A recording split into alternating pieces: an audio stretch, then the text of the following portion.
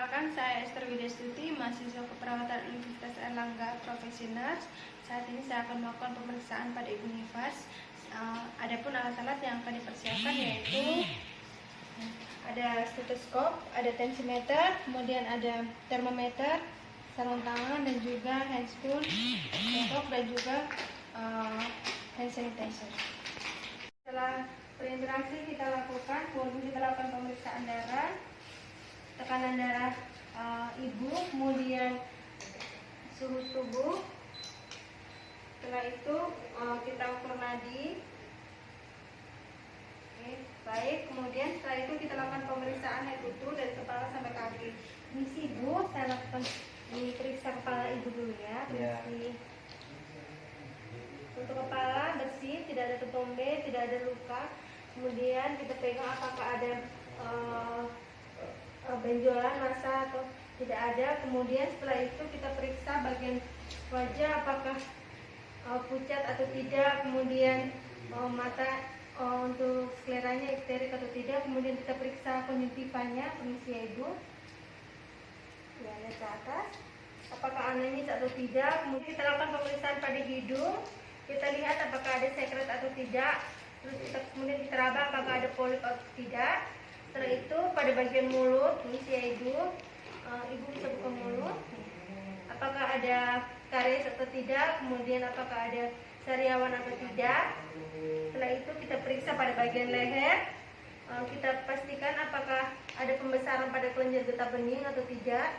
Terus kemudian ada pembesaran tiroid atau tidak dengan cara ibu bisa menelan. Sakit? Enggak sih. Tidak ada pembesaran tiroid. Kemudian selanjutnya kita mengarah pada bagian telinga, kita lihat apakah ada serumen atau tidak, kemudian apakah ada luka atau tidak. Setelah itu masuk pada bagian dada, kita raba apakah simetris atau tidak. Kemudian pada bagian payudara kita lakukan pemeriksaan dengan cara melingkar. Kemudian kita pastikan apakah ada pembengkakan atau apakah ada bendungan ASI atau tidak. Kemudian kita lihat pada produksi ASI-nya apakah ada ASI atau tidak dengan cara menekan pada bagian payudara ibu dari pangkal ke ujung. Setelah itu kemudian kita pastikan juga suara napas dan juga jantung ibu dengan cara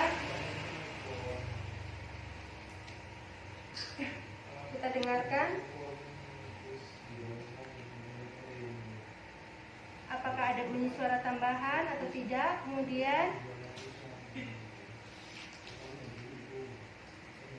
setelah itu kita masuk pada bagian abdomen, kita lihat, kita perhatikan apakah ada strie atau tidak, kemudian apakah ada benjolan atau tidak. Kemudian kita perhatikan apakah ada luka dari operasi atau tidak. Kemudian kita perhatikan involusi uterusnya, kemudian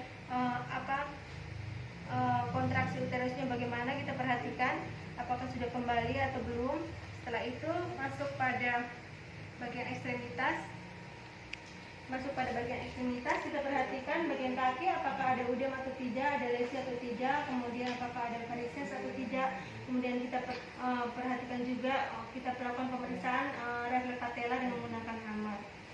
Oke, selanjutnya kita masuk pada pemeriksaan genitalia. Kita pastikan apakah ada infeksi atau tidak dengan tanda-tanda reda. Kemudian kita perhatikan juga untuk daerah perineumnya, dari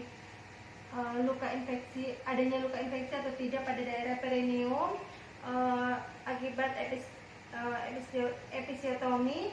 Kemudian pada bagian rektumnya kita perhatikan apakah ada hemoroid atau tidak. Kemudian setelah itu setelah selesai semua, kita lakukan terminasi, kita evaluasi ibu bagaimana perasaan ibu setelah dilakukan pemeriksaan, apakah ada keluhan atau bagaimana? Enggak ada, Bu.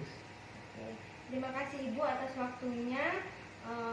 Untuk selanjutnya nanti apabila ada keluhan atau bagaimana sesuai dengan jadwal pemeriksaan, ibu kembali ke fasilitas pelayanan terdekat ya Ibu. Oke.